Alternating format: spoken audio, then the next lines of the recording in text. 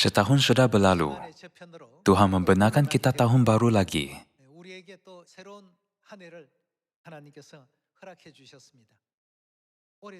Saya berharap semua anak Sion di seluruh dunia akan menerima berkat daripada Tuhan pada tahun ini juga.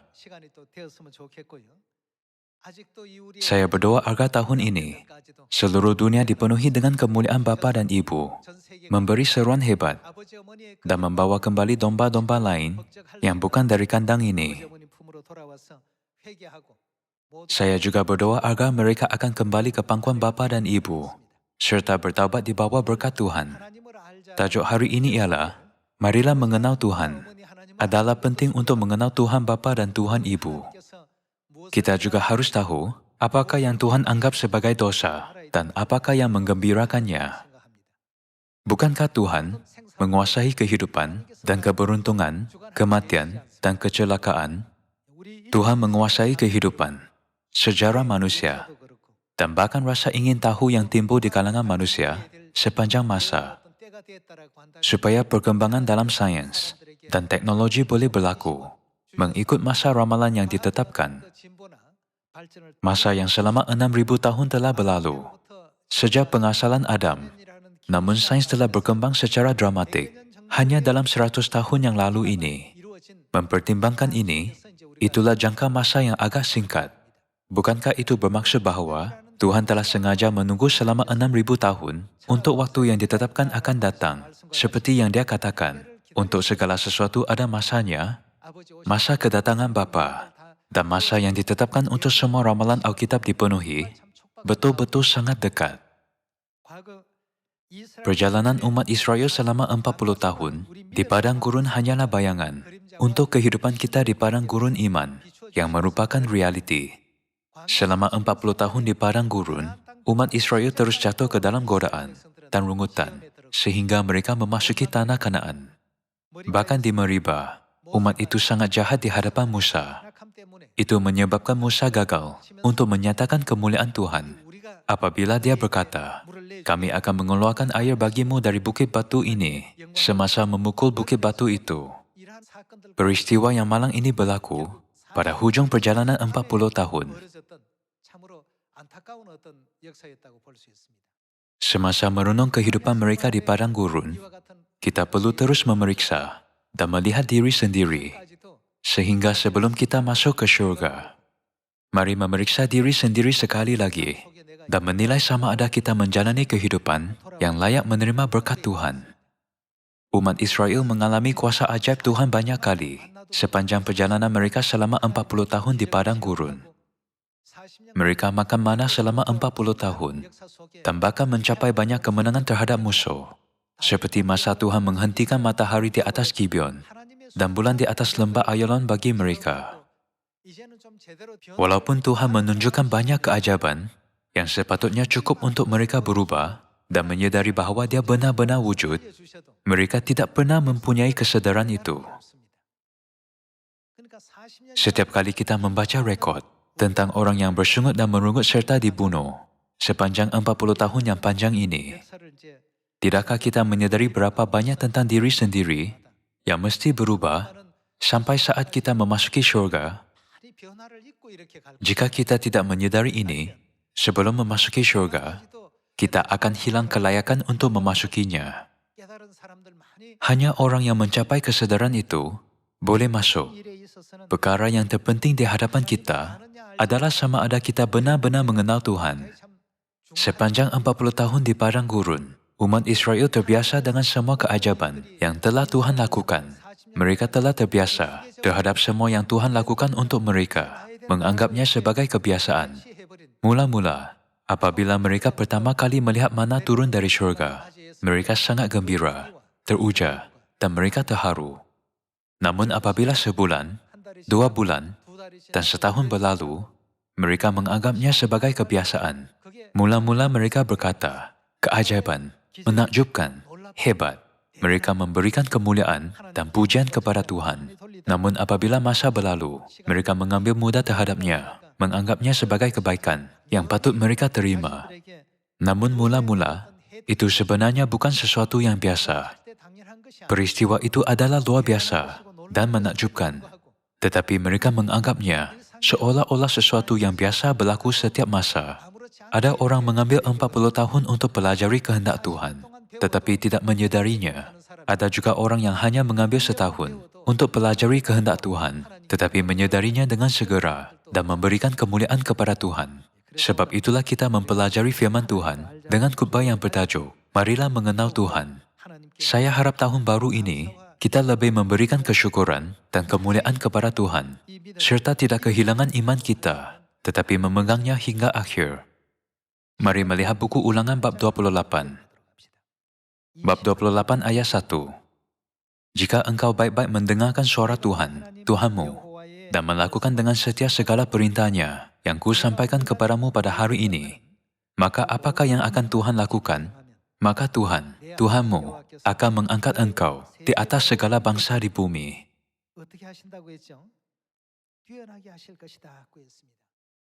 Inilah janji Tuhan. Memandangkan ini janji Tuhan, ada saudara-saudari yang telah mengambil jalan iman dengan tekun, mempercayai janji ini, dan memfokuskan seluruh kehidupan iman pada janji ini. Kita tidak semestinya tahu banyak untuk beriman.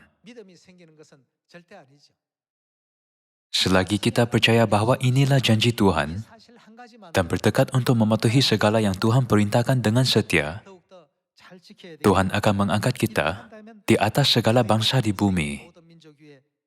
Inilah janji yang Tuhan berikan kepada kita. Dalam ayat 2 tertulis, segala berkat ini akan datang kepadamu dan menjadi bagianmu jika engkau mendengarkan suara Tuhan, Tuhanmu. Kita harus berfikir, Tuhan menguasai bukan hanya dunia manusia yang 3 dimensi, tetapi juga dunia Tuhan yang 4 dan 5 dimensi. Tuhan meramalkan masa depan kita dan memberi kita jalan. Dia selalu memikirkan yang mana satu jalan yang harus kita pergi agar diberkati. Kasih Tuhan begitu besar, sehingga Dia mengorbankan dirinya dan mati di atas salib untuk kita. Jadi, sudah pasti Tuhan bersungguh-sungguh ingin supaya semuanya berjalan lancar untuk anak-anaknya lebih daripada sesiapapun. Sebab itulah, Tuhan menulis di dalam Alkitab jalan yang buat masa depan kita berjalan lancar. Di dunia, ada banyak jenis cerita dan falsafah yang penuh dengan kata-kata yang indah. Namun, adakah terdapat sesuatu yang dapat dibandingkan dengan firman Tuhan? Bahkan petikan seorang ahli falsafah yang paling menyentuh hati pun tidak sehebat dengan satu petikan biasa daripada Tuhan. Ayat 3. Diberkatilah engkau di kota, dan diberkatilah engkau di ladang. Diberkatilah buah kandunganmu, hasil bumimu, dan hasil ternakmu, yakni anak lembu sapimu, dan kandungan kambing dombamu. Diberkatilah bakulmu, dan tempat adonanmu. Diberkatilah engkau pada waktu masuk, dan diberkatilah engkau pada waktu keluar. Tuhan akan membiarkan musuhmu yang maju berperang melawan engkau, terpukul kalah olehmu. Bersatu jalan mereka akan menyerangi engkau, tetapi bertujuh jalan mereka akan lari dari depanmu. Tuhan akan memerintahkan berkat ke atasmu, di dalam lumbungmu, dan di dalam segala usahamu. Ia akan memberkati engkau di negeri yang diberikan kepadamu oleh Tuhan, Tuhanmu. Tuhan akan menetapkan engkau sebagai umat-Nya yang kudus, seperti yang dijanjikannya dengan sumpah kepadamu, jika engkau berpegang pada perintah Tuhan, Tuhanmu, dan hidup menurut jalan yang ditunjukkannya. Maka segala bangsa di bumi akan melihat bahwa nama Tuhan telah disebut atasmu, dan mereka akan takut kepadamu. Berkat-berkat ini diberikan apabila kita mematuhi firman Tuhan.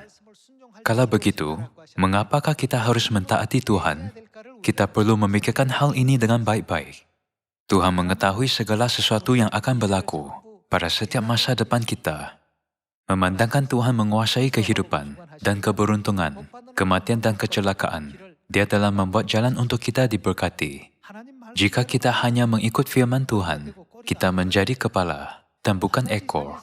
Namun, jika kita cuba melakukan semuanya menurut fikiran dan sifat pribadi sendiri, kita menjadi lebih kurang dari ekor.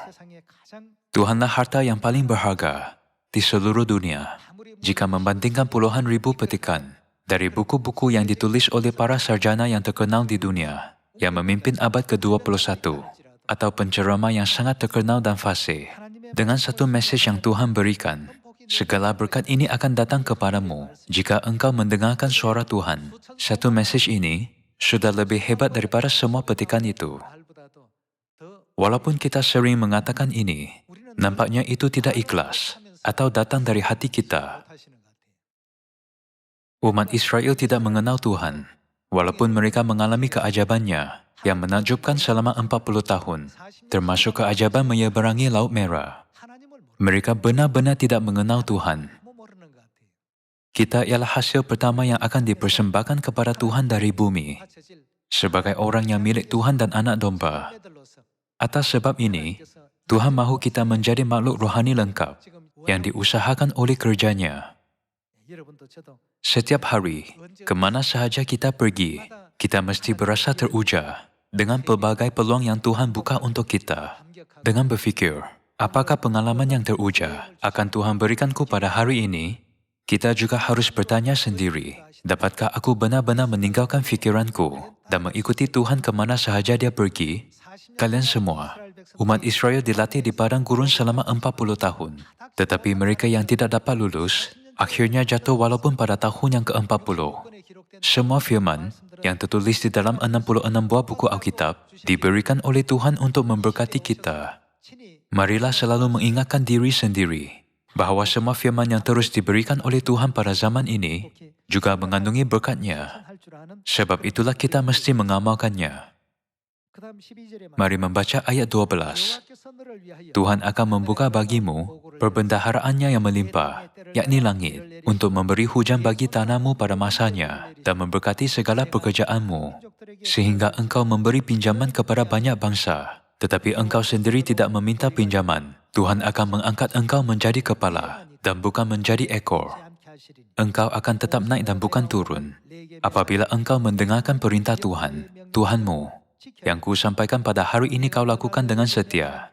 Dan apabila engkau tidak menyimpang ke kanan atau ke kiri dari segala perintah yang ku berikan kepadamu pada hari ini, dengan mengikuti Tuhan lain dan beribadah kepadanya. Janji ini tidak berubah. Tuhan telah menuliskan semua cara yang kita dapat diberkati di dalam 66 buah buku Alkitab.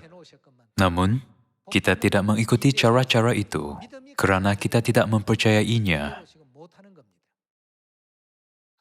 Tidakkah itu benar bahawa kita boleh mengikuti bapa dan ibu kemana sahaja mereka pergi apabila kita benar-benar menyedari semua berkat yang terkandung dalam firman mereka?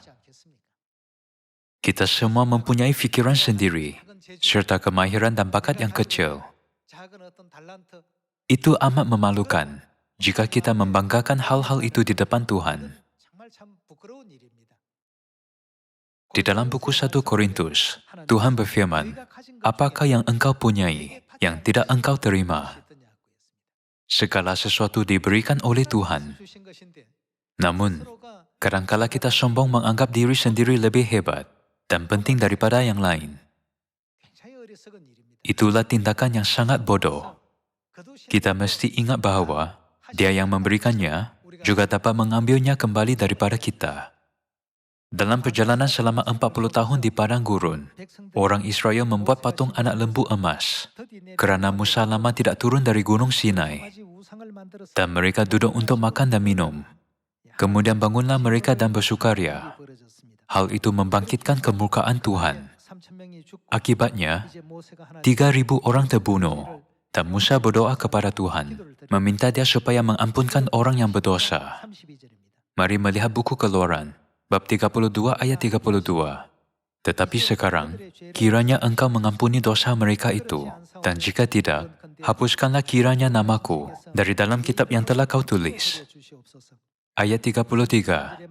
Tetapi Tuhan berfirman kepada Musa, siapa yang berdosa kepadaku, nama orang itulah yang akan kuhapuskan dari dalam kitabku.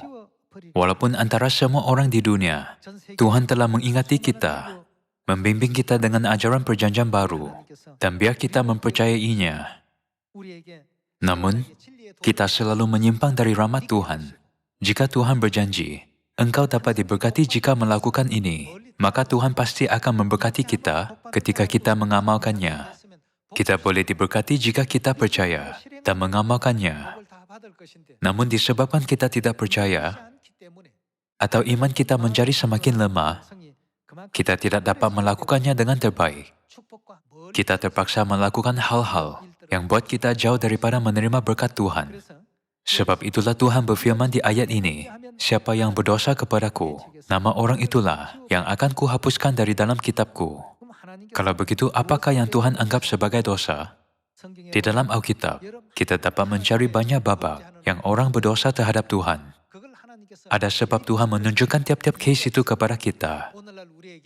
Bukankah Alkitab berkata bahwa Tuhan menulis semuanya itu untuk mengajar kita, agar kita tidak terjerumus ke dalam kesalahan yang sama seperti mereka lakukan.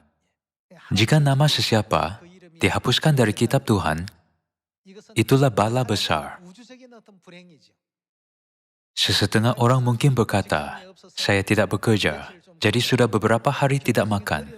Dulu saya tinggal di rumah mewah, tetapi sekarang saya tinggal di rumah yang biasa karena masalah keuangan."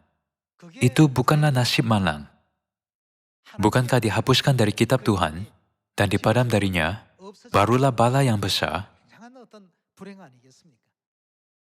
Di dalam buku Keluaran bab 32, Musa berkata, "Hapuskanlah kiranya namaku dari dalam kitab Tuhan. Dosaku terlalu besar kerana gagal memimpin umat ini dengan betul." Kemudian Tuhan berfirman, "Aku tidak akan melakukan hal itu. Siapa yang berdosa terhadapku, nama orang itulah yang akan kuhapuskan dari dalam kitabku." Di dalam buku Yosua bab 7 ayat 20, Tuhan memberitahu kita bahwa satu-satunya dosa adalah tidak menganggap kudus terhadap persembahan kudus Tuhan. Hal itu cukup buat nama akan dihapuskan dari kitab Tuhan pada akhirnya. Dan dengan ini, bukankah dia menjadi orang yang akan menderita selama-lamanya dalam api neraka yang kekal? Buku Bilangan bab 16 merekodkan apa yang berlaku dalam perjalanan selama 40 tahun di padang gurun. Korah dan orang yang bersama dengannya tidak berasa puas dengan banyak kerja yang Musa lakukan. Dan mereka mula berfikir, adakah Tuhan hanya menyertai mereka? Tuhan juga menyertai kami. Seperti itu, mereka menjadi sombong dan memberontak terhadap Musa. Mari melihat babak itu di dalam buku Bilangan bab 16. Kita perlu tahu apa yang di dalam hati Tuhan, apa yang Tuhan anggap sebagai dosa, apa yang dibenci olehnya, dan apa yang dia tidak mahu lihat berlaku di Sion. Sesetengah orang berkata, itulah sejarah pada 3.000 tahun dahulu. Itu bukanlah hanya sejarah. 66 buah buku Alkitab, tiada batasan dalam masa dan ruang, yang melampaui masa dan ruang. Hal itu kerana Tuhan pada 3.500 tahun dahulu, dan Tuhan pada zaman ini, ialah Tuhan yang sama, bukan Tuhan yang berbeza. Pada setiap zaman, apa sahaja yang tidak disukai Tuhan tidak pernah berubah. Jadi, apabila kita merenungkan peristiwa ini dalam sejarah, kita dapat memahami apa yang kita yang hidup pada zaman ini tidak boleh lakukan. Bukankah ini cara kita boleh hidup di bawah berkat Tuhan pada tahun ini? Marilah pergi ke buku Bilangan, bab 16 ayat 1. Korah bin Yishar bin Kehat bin Lewi, beserta Datan dan Abiram, anak-anak Eliab, dan On bin Pelet, ketiganya orang Ruben, mengajak orang-orang untuk memberontak melawan Musa, beserta 250 orang Israel, pemimpin-pemimpin umat itu, yaitu orang-orang yang dipilih oleh rapat. Semuanya orang-orang yang kenamaan, 250 orang, membentukkan pakatan dengannya. Mereka menyertainya untuk memberontak melawan Musa. Ayat 3. Maka mereka berkumpul mengerumuni Musa dan Harun, serta berkata kepada keduanya, sekarang cukuplah itu. Segenap umat itu adalah orang-orang kudus, dan Tuhan ada di tengah-tengah mereka. Mengapakah kamu meninggi-ninggikan diri di atas jemaat Tuhan?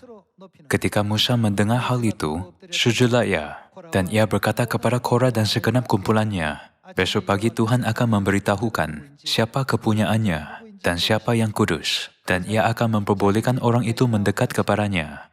Orang yang akan dipilihnya akan diperbolehkannya mendekat kepadanya. Perbuatlah begini, ambillah pebaraan-pebaraan, hai Korah, dan kamu segenap kumpulannya, bubuhlah api ke dalamnya, dan taruhlah ukupan di atasnya di hadapan Tuhan pada esok hari, dan orang yang akan dipilih Tuhan, dialah yang kudus. Cukuplah itu, hai orang-orang Lewi. Lalu berkatalah Musa kepada Korah, cobalah dengar, hai orang-orang Lewi, belum cukupkah bagimu bahwa kamu dipisahkan oleh Tuhan Israel dari umat Israel dan diperbolehkan mendekat kepadanya, supaya kamu melakukan pekerjaan pada kemah suci Tuhan dan bertugas bagi umat itu untuk melayani mereka. Dan bahwa engkau diperbolehkan mendekat bersama-sama dengan semua saudaramu, Bani Lewi. Dan sekarang mau pula kamu menuntut pangkat imam lagi? Sebab itu engkau ini dengan segenap kumpulanmu, kamu bersepakat melawan Tuhan. Karena siapakah Harun, sehingga kamu bersungut-sungut kepadanya? Adapun Musa telah menyuruh orang untuk memanggil Datan dan Abiram, anak-anak Eliab, tetapi jawab mereka, kami tidak mau datang. Musa telah memanggil mereka, tetapi mereka tidak mahu datang. Ayat 13. Belum cukupkah bahwa engkau memimpin kami keluar dari suatu negeri yang berlimpah-limpah susu dan madunya untuk membiarkan kami mati di padang gurun, sehingga masih juga engkau menjadikan dirimu tuan atas kami? Sungguh, engkau tidak membawa kami ke negeri yang berlimpah-limpah susu dan madunya, ataupun memberikan kepada kami ladang-ladang dan kebun-kebun anggur sebagai milik pusaka. Masakan engkau dapat mengelabui mata orang-orang ini? Kami tidak mau datang. Lalu sangat marahlah Musa, dan ia berkata kepada Tuhan, janganlah perhatikan segala persembahan mereka. Belum pernah ku ambil satu ekor keledai pun dari mereka, dan belum pernah ku lakukan yang jahat kepada seseorang pun dari mereka. Lalu berkatalah Musa kepada Korah, engkau ini dengan segenap kumpulanmu harus menghadap Tuhan, engkau dan mereka dan Harun, pada esok hari. Baiklah kamu masing-masing membawa pebaraannya, membubuk ukupan di atasnya, lalu kamu mempersembahkan masing-masing pebaraannya ke hadapan Tuhan, 250 pebaraan. Juga engkau ini dan Harun masing-masing harus membawa pebaraannya. Maka mereka masing-masing membawa pebaraannya, membubuk api ke dalamnya, menaruh ukupan di atasnya, lalu berdirilah mereka di depan pintu kemah pertemuan, juga Musa dan Harun. Ketika Korah mengumpulkan segenap umat itu, melawan mereka berdua di depan pintu kemah pertemuan, tampaklah kemuliaan Tuhan kepada segenap umat itu. Lalu berfirmanlah Tuhan kepada Musa dan Harun, pisahkanlah dirimu dari tengah-tengah umat ini, supaya ku hancurkan mereka dalam sekejap mata. Tetapi sujudlah mereka berdua dan berkata, ya Tuhan, Tuhan dari roh segala makhluk, satu orang saja berdosa. Masakan engkau murka terhadap segenap perkumpulan ini? Maka berfirmanlah Tuhan kepada Musa, katakanlah kepada umat itu, pergilah dari sekeliling tempat kediaman Korah, Datan dan Abiram. Lalu pergilah Musa kepada Datan dan Abiram, dan para tua-tua Israel mengikuti dia. Berkatalah ia kepada umat itu, baiklah kamu menjauh dari kemah orang-orang fasik ini, dan janganlah kamu kena kepada sesuatu apapun dari kepunyaan mereka, supaya kamu jangan mati lenyap oleh karena segala dosa mereka. Maka pergilah mereka dari sekeliling tempat kediaman Korah, Datan dan Abiram. Keluarlah Datan dan Abiram, lalu berdiri di depan pintu kemah mereka bersama-sama dengan istrinya, para anaknya dan anak-anak yang kecil. Sesudah itu berkatalah Musa, dari hal inilah kamu akan tahu bahwa aku diutus Tuhan untuk melakukan segala perbuatan ini, dan hal itu bukanlah dari hatiku sendiri. Jika orang-orang ini nanti mati seperti matinya setiap manusia, dan mereka mengalami yang dialami setiap manusia, maka aku tidak diutus Tuhan. Tetapi jika Tuhan akan menjadikan sesuatu yang belum pernah terjadi, dan tanah menganggarkan mulutnya, dan menelan mereka berserta segala kepunyaan mereka, sehingga mereka hidup-hidup turun ke dunia orang mati, maka kamu akan tahu bahwa orang-orang ini telah menista Tuhan. Baru saja ia selesai mengucapkan segala perkataan itu, maka terbelahlah tanah yang dibawa mereka, dan bumi membuka mulutnya, dan menelan mereka dengan seisi rumahnya, dan dengan semua orang yang ada pada Korah, dan dengan segala harta milik mereka. Demikianlah mereka dengan semua orang yang ada pada mereka, turun hidup-hidup ke dunia orang mati, dan bumi menutupi mereka, sehingga mereka binasa dari tengah-tengah jemaah itu. Dan semua orang Israel yang di sekeliling mereka berlarian mendengar teriak mereka, sebab kata mereka, jangan-jangan bumi menelan kita juga. Lagi keluarlah api, berasal daripada Tuhan, lalu memakan habis ke 250 orang yang mempersembahkan ukupan itu. Di sini, kita dapat melihat minda dan hati Tuhan tentang apa yang boleh dan tidak boleh menggembirakan Tuhan Bapa dan Tuhan Ibu, yang datang sebagai roh dan pengantin perempuan pada zaman Roh Kudus. Bukan hanya di dalam buku Bilangan bab 16, kita dapat memahami hati Tuhan, tetapi juga melalui kerja 12 orang pengintai yang menjelajahi tanah Kanaan. Di dalam buku Ulangan bab 28 yang kita baca hari ini, Tuhan berjanji akan memberkati kita pada waktu masuk dan pada waktu keluar, dan meninggikan kita di atas segala bangsa di bumi. Jika kita mentaati Tuhan dan mengakui serta mengenali kewujudan Tuhan dengan betul.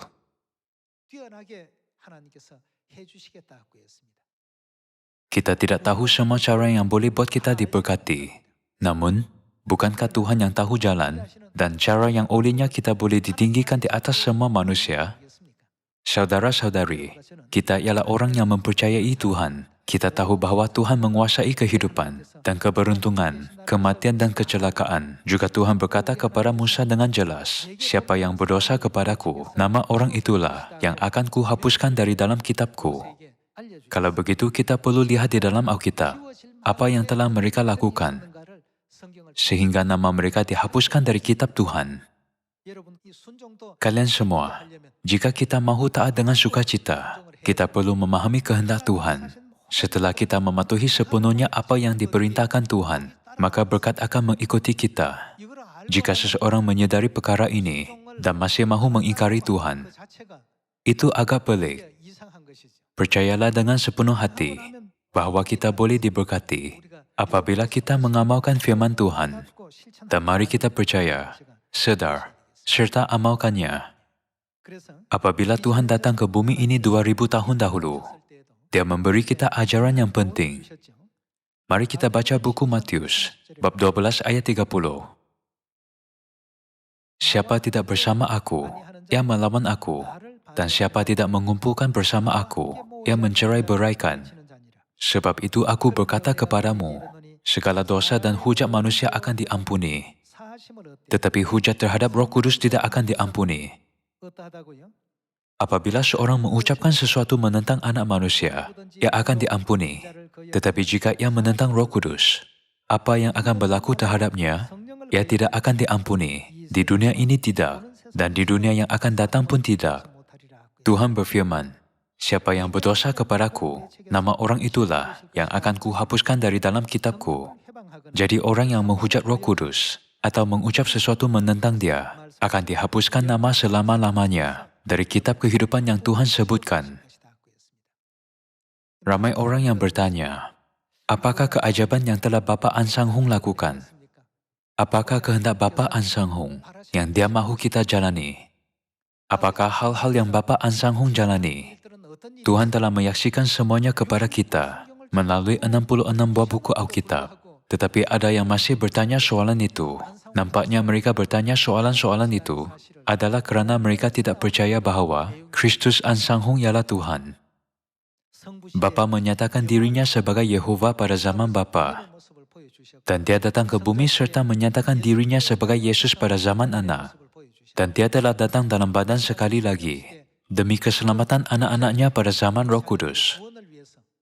Bukankah Dia naik ke syurga setelah membuka jalan menuju keselamatan dengan mengembalikan semua kebenaran yang telah dimusnahkan dan diruntuhkan oleh syaitan? Mereka yang berdosa dan mengucap sesuatu menentang manusia boleh diampuni, tetapi mereka yang menghujat Roh Kudus tidak akan diampuni. Alkitab jelas menyatakan bahawa dosa ini tidak dapat diampuni sama ada pada zaman ini atau pada zaman yang akan datang. Mengingati firman Tuhan, akan kuhapuskan dari dalam kitabku. Kita harus memeriksa 66 buah buku Alkitab dengan baik untuk memahami apa yang Tuhan anggap sebagai dosa. Kita harus faham manakah yang Tuhan tujui.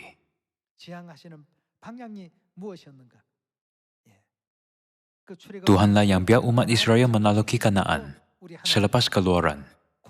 Dan juga Tuhanlah yang menghukum Korah. Dia juga menegur 10 orang pengintai yang kurang iman.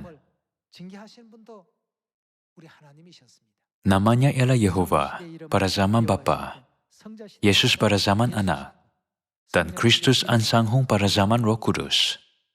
Apakah tujuan utama kita mempelajari Alkitab? Bukankah kita perlu mengenal Tuhan? Bapa dan Ibu kita telah menguruskan segala-galanya melampaui masa dan ruang 3.500 tahun dahulu, 2.000 tahun dahulu, dan bahkan 6.000 tahun dahulu, apabila Tuhan menciptakan Adam dan Hawa. Mereka terus menunjuk dan membantu kita agar menyadari kehendak Tuhan. Namun kita sering salah faham bahwa Tuhan Yehova, Yesus, dan Kristus Angsang ialah Tuhan yang berbeza. Disebabkan kita tidak mengenal Tuhan dengan betul, kita sering gagal memahami apakah jenis jalan iman yang perlu kita jalani pada zaman ini. Pada zaman Roh Kudus juga, ada orang bodoh yang memfitnah dan menentang Ibu Syurgawi. Namun, bukankah Bapa telah menyaksikan Ibu Syurgawi dengan jelas? Elisa mengikut Elia, Yosua mengikut Musa, Petrus mengikut Yesus, dan aku mengikut Ibu. Bapa yaitu Tuhan kita, menulis ini sendiri.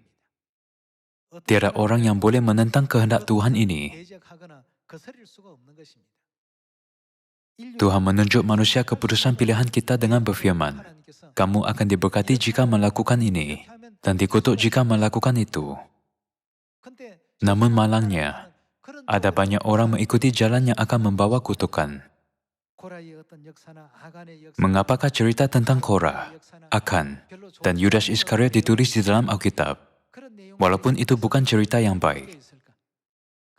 Sebabnya ada di dalam buku 1 Korintus bab 10. Jangan lakukan seperti yang mereka lakukan. Tahun ini, mari kita memberikan lebih banyak sukacita dan kemuliaan kepada Bapa dan Ibu. Tuhan telah mengajak kita jalan untuk diberkati. Jadi janganlah kita menyimpang dari jalan itu. Tahun ini, walaupun kita mengalami kesakitan pinggul terselio, marilah kita bertekad kuat untuk menerima berkat syurga. Dengan tekad ini, marilah kita memenuhi tahun ini dengan banyak hasil Injil yang bagus, yang layak untuk menerima kasih serta berkat Bapa dan Ibu. Antara segala sesuatu yang Tuhan ciptakan, pokok meninggalkan gelang pertumbuhan untuk menunjuk jejak kehidupannya. Kita juga ada gelang pertumbuhan roh kita, dan gelang pertumbuhan itu menunjuk cara kehidupan kita sepanjang tahun yang lalu. Kita mungkin lupa apakah jenis fikiran yang telah kita miliki, iman yang kita miliki, dan berapa banyak usaha kita pada tahun yang lalu. Gelang pertumbuhan dapat menunjuk tahun yang mana ada kemarau, tahun yang mana ada banjir, tahun yang mana ada api di gunung dan lain-lain. Semua itu dicatatkan dalam gelang pertumbuhan. Kita mesti ingat bahawa roh kita juga ada gelang pertumbuhan yang seperti itu. Memandangkan Tuhan berfirman bahawa Dia akan menghapuskan semua dosa dan pelanggaran masa lalu kita melalui perjanjian baru, maka Tuhan akan mengampuni semua perkara yang kita lakukan pada masa lalu. Tahun ini, marilah tinggalkan gelang pertumbuhan rohani kita yang menunjuk bahawa kita telah hidup untuk kemuliaan Bapa dan Ibu, serta mentaati mereka. Dalam doa hari ini, Ibu berkata, segala sesuatu yang kamu lakukan untuk salah seorang mereka, kamu telah melakukannya untuk saya. Bukankah firman ini daripada Matius bab 25, segala sesuatu yang kamu lakukan untuk salah seorang saudaraku yang paling hina ini, kamu telah melakukannya untuk aku. Tuhan tidak meninggalkan firman ini sebagai petikan falsafah. Di dalam buku Wahyu juga Tuhan berfirman, aku akan membalas kamu semua menurut perbuatanmu. Memandangkan Alkitab berkata bahawa semua perbuatan kita ditulis di dalam kitab kehidupan syurgawi, marilah berusaha sedaya upaya untuk menjalani misi kita yang diberikan oleh Tuhan. Walaupun semasa pandemik coronavirus, mari kita tuliskan catatan yang baik dalam gelang pertumbuhan rohani kita dengan menjalani kehidupan yang diberkati secara fizikal dan rohani. Dengan berbuat demikian, marilah memuliakan Bapa dan Ibu lebih-lebih lagi pada tahun ini. Dengan ini saya ingin tamatkan khutbah hari ini. Terima kasih.